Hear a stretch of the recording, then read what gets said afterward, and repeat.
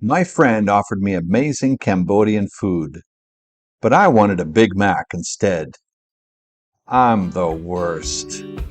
Up next on the Crossing Ideas podcast.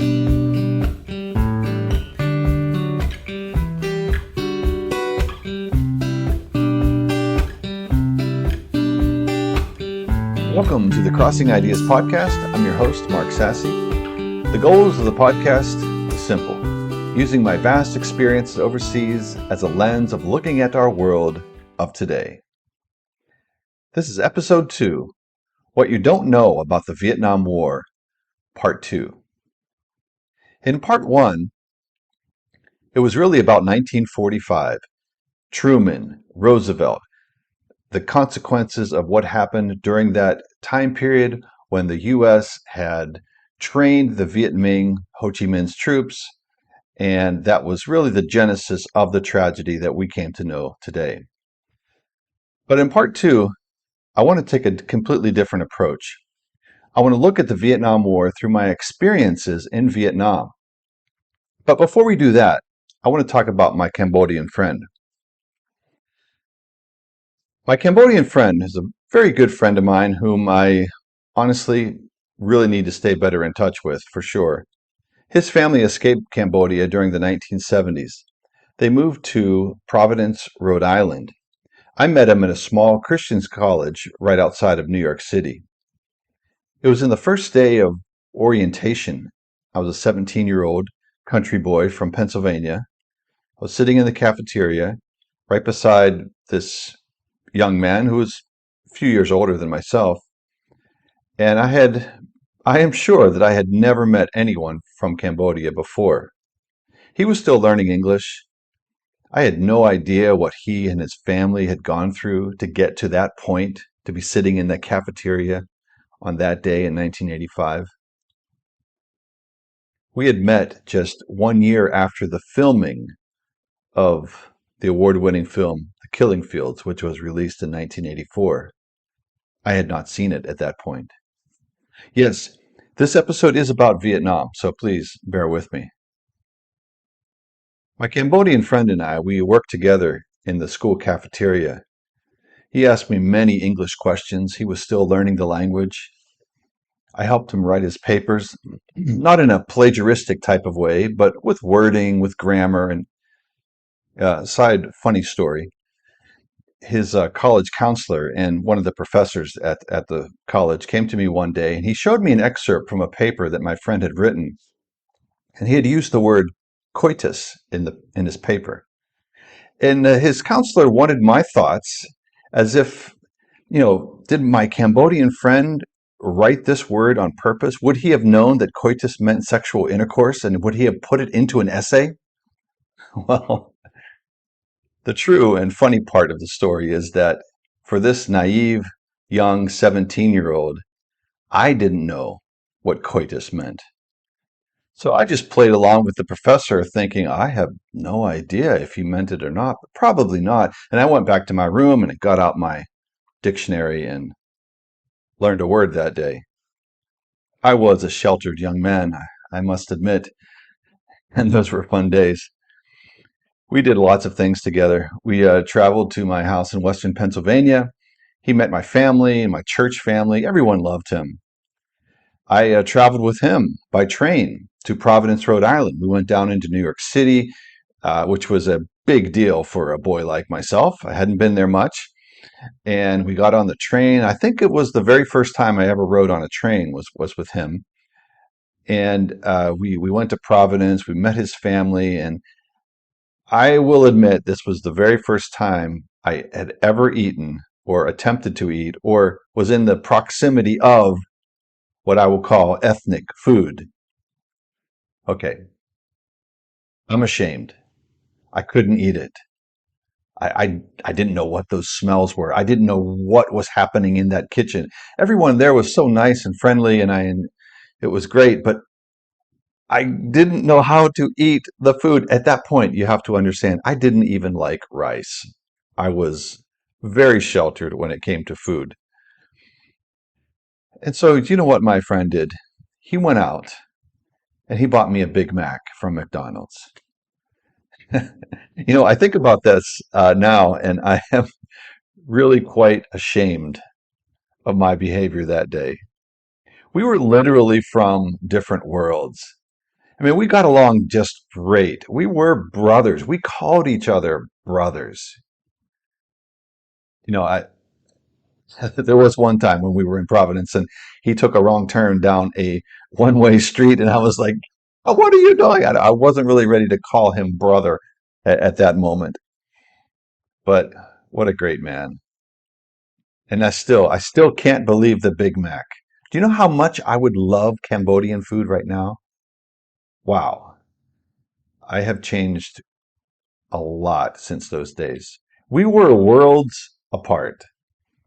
I remember one night in the dorm, he told his story, how his family escaped from the killing fields, what the killing fields were like. He talked about the Khmer Rouge, Pol Pot, all of his dramatic background that happened post Vietnam War.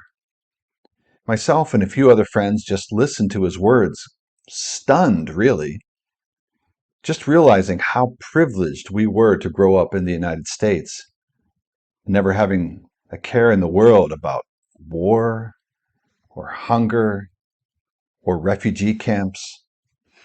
I didn't understand what he said. I understood the words, but they had no meaning to me. I literally walked away from that night unable to clearly understand what it was that his family had lived through to get to that point, to be at a small Christian college across the world, learning in another language. Truly amazing when I think about it now. What he went through to arrive in America, as I later learned, was also the Vietnamese story. It's all connected. Now, I had no idea until several years later when I moved to Vietnam to teach English. That's a whole transformation in itself to get me to that point. And I started hearing the stories from my Vietnamese friends, and I started reading. And I heard about the boat people who escaped Vietnam, and I began to understand my Cambodian friend a little bit better. I arrived in Vietnam in 1994, the year the United States government lifted the embargo against Vietnam. And I'm going to go into the economic side of things in episode 3 called Vietnam BC, before Coca-Cola. You're not going to want to miss that one. But in 1994, the Vietnam that I found would be completely 100% different than if you were a tourist visiting Hanoi today. There were very few white people. I moved to a town called Haiphong, which is in northern Vietnam, a port city not far from the Gulf of Tonkin. And we were some of the very first Americans back in to the country. And, obviously Americans hadn't been in northern Vietnam for decades and decades unless they were prisoners of war. You would hear things like Lien So, Lien So, because the only white people that they had seen in northern Vietnam over the past 15 years would have been the Soviet Union. And so they would call out Lien So, Lien So. I learned that the main market in Haiphong, they called it, they dubbed it the broken market. One day I asked, why was it called the broken market? And then someone said, well, America dropped a bomb on it. I'm like, oh, okay. That happened during the 1972 Christmas bombing by Nixon, who was trying to force the Vietnamese back to the negotiating table. There's this very weird dynamic that I found myself in. The Vietnamese were so welcoming, so kind, yet there was always that elephant in the room. That bizarre acknowledgement that if I had been there 20 years earlier, I would have been in prison. And there would have been those who wanted to kill me. So I had these oscillating feelings back and forth, and I wasn't sure what I was going to experience, but I knew that what I was experiencing was related to the Vietnam War as we knew it in America. And so I was surrounded by these contradictory things. I would meet someone, they would hear that I'm from America, and that what would they say? America number one, American number one. And they wanted to learn English. Everyone wanted to learn English, English, English. They believe that this was a step out of poverty. And let me assure you that Vietnam 1994 was very, very poor. And the people that I met were the very first ones that would have admitted that. Very poor place. I had met my Vietnamese teacher actually on the street one day because he just randomly came up, and he was actually an English teacher. And when he found out that I was from America, I mean, it was just amazing for him. And we became very good friends with his whole family over the next few years. And I'll probably get into that at some point later on. And so we had this, this overwhelming, welcoming feeling. But then things like this would happen. After a few years in Vietnam, I moved to a town called Thai Nguyen, about 60 miles north of Hanoi. And I had a very good young friend. His name was Kung. And they owned a very small motorbike washing station where the little motorbikes, these Honda Dreams, would pull up, and they would change the oil of the bike, and they would wash it down and clean it and everything like that. And the brand of oil that they used was Caltex. So one of the first times I was over at his house, his mother asked me where I was from, and I replied, I'm from America. And she immediately said the word gay, gay, which in Vietnamese means horrible. Now, she wasn't being rude to me, I don't believe, because she was nice, and I met her many times over the years, and she was always a very nice woman. But when she was face to face with an American, maybe for the first time in maybe ever, I'm sure those feelings came back. America, wow, our enemy in the past. And here he is at my doorstep, fraternizing with my son.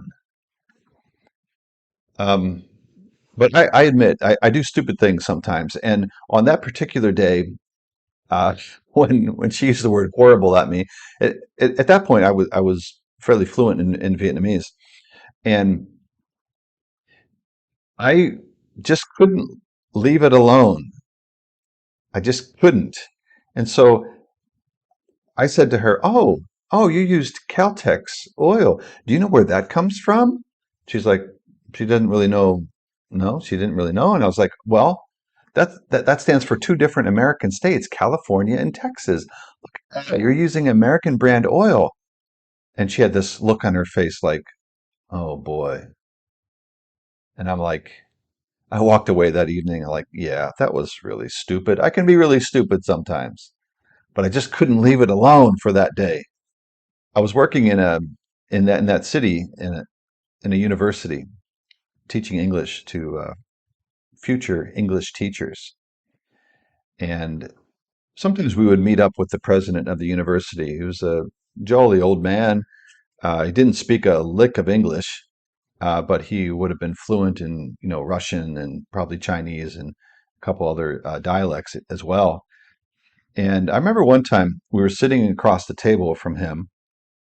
And I was fluent in Vietnamese at that point, and sometimes our organizational director, I worked with an NGO there, would come, and they would visit, and we were all sitting around, and with a smile, he would talk about the past. And I remember one point he pointed out in a certain direction, and he said during the war that he manned an anti-aircraft artillery, and he would load it up and fire at the American planes overhead. Now, he's saying this with a smile on his face to an American working for an NGO and to the director of that organization. And the question I had in my mind is why? Why is he bringing that up? He was there to remind her and me of what he used to do. And it was all kind of subtle the way that he did it. And he did it with a smile. But it seemed like a reminder to us and a reminder of how things used to be. And then he would laugh and say, oh, but now that's in the past. We are all good friends now. We are all good friends. And when I think about that now, there had to have been a purpose for that. Let me conjecture a little bit. I would say that he recognized Vietnam's poverty and he welcomed these American organizations who came in to help teach English, a crucial skill that their country needed as they built their economy. So he was saying thank you to us for coming. But don't forget what I used to do to Americans. Don't forget that we have power. We may be poor, but we have power. Don't forget that we won. Now, I could be wrong. Perhaps he was just reminiscing, but what I learned about Asian culture is to read into the situation. Look below the surface, and the truth typically lives there. This brings me to a few other situations and terms and things that I found myself in as I was learning what the Vietnamese actually thought of the Vietnam War, which of course they didn't call the Vietnam War, they called the American War. One of the terms that would often be used was the word colony. And they would just randomly include it into a sentence and say, the time when Vietnam was colonized by America. I was like, colonized by America? America's not We've never been colonial masters. What are you talking about? And I had to step back from that a little bit. And especially from the northern Vietnamese point of view, what we were doing, the United States, in propping up the South Vietnamese government with the aid and everything, what we were doing was no different from what the French had did in French Indochina. The French were there for about 80 years or so. And it's no different than what the Chinese had done in the past to them, as they've had many wars and many occupations and different times when the Chinese emperors would march down and take over Hanoi and whatnot. And so you had the Chinese, you had the French who did it. And then, of course, the Americans are doing the same thing. Get out of here, America. Completely different way of looking at things. And it really took me off guard to think that they thought that we had colonized the southern part of Vietnam. There's also a museum in Hanoi, and I believe in Ho Chi Minh City as well. And it used to be called the Museum of American War Crimes. I think they've made it a little bit less aggressive in their tone these days, but that's what it was called, the Museum of American War Crimes. Okay. Yes, they won the war and they needed America's help. America did cruel things to their country, they would say. We welcome you back. We need you. What an interesting and crazy dynamic. They would often say, the war is in the past. The war is in the past. But I know now that that was a facade. I mean, they weren't lying. They were moving forward. But I arrived just 19 years after the end of the war, just 19 years after that last helicopter took off from the U.S. Embassy in Saigon. And the war was still everywhere. It lingered over the sky like one of those hot, humid Hanoi nights. It was there, always there, surrounding every situation. In the summers, I would often go back to the United States to visit family. And I remember one summer in particular, I was at my father-in-law's house, and he had invited a man over who was doing some work on the house or something. And as he was introducing me to this worker who came to the house, I introduced myself as I'm teaching English in Vietnam, and he literally fell backwards a few steps. He was so shocked. He was a former soldier in the Vietnam War, and he couldn't imagine why an American would go back to Vietnam. In America, the war left a whole generation not trusting their government. It killed more than 58,000 American soldiers. It tore apart untold families. It gave untold returning soldiers so many different struggles to try to find a way to assimilate back into American life. But at least in America, we still had a functioning economy. We had infrastructure, facilities, modern life, conveniences, entertainment. The Vietnamese had nothing.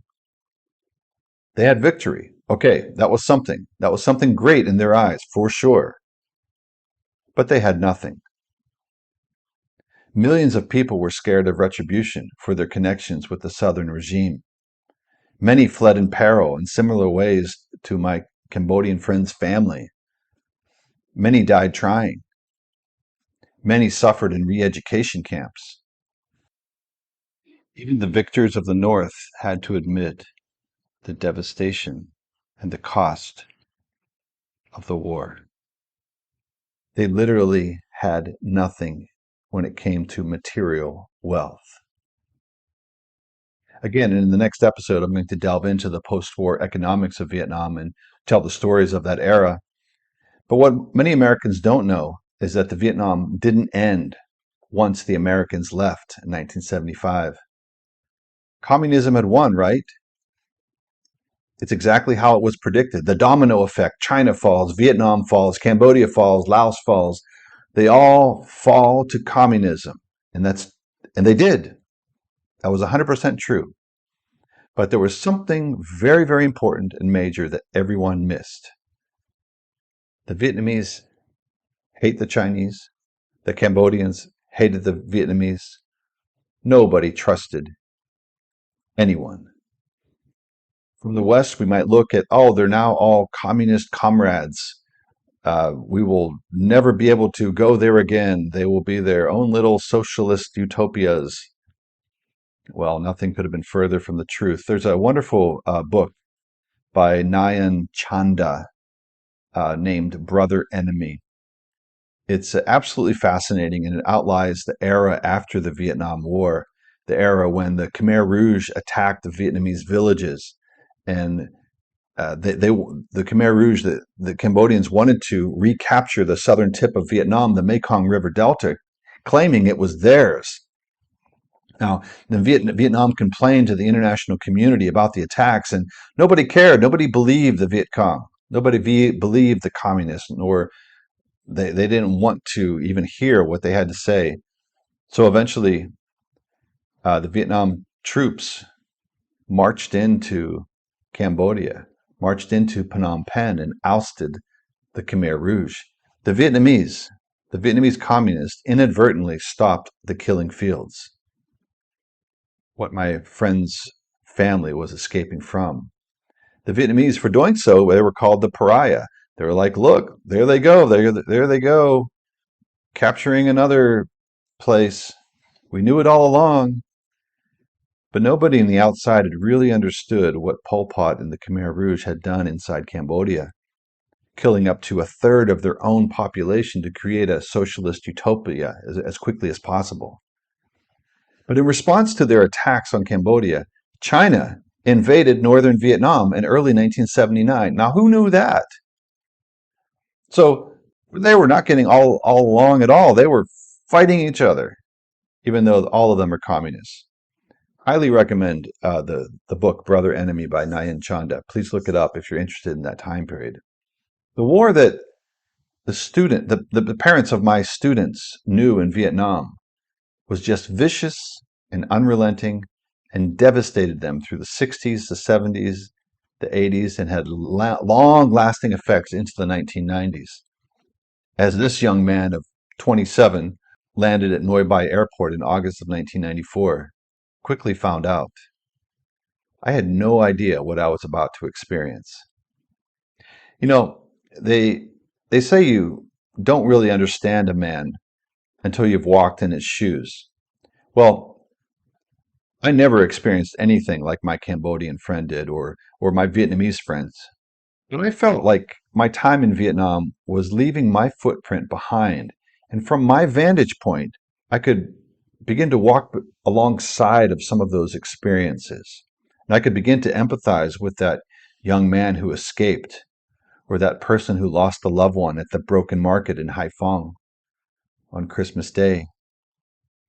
I can also begin to understand the true cost of the Vietnam War as I begin to acknowledge all the facets of it that I never knew. And I guess if we move closer to empathy, then we are moving in the right direction. I hope beyond all else that my friend has forgiven me for that Big Mac moment. I have grown up, I believe. And I guess this podcast is one way of trying to acknowledge some of the mistakes of the past.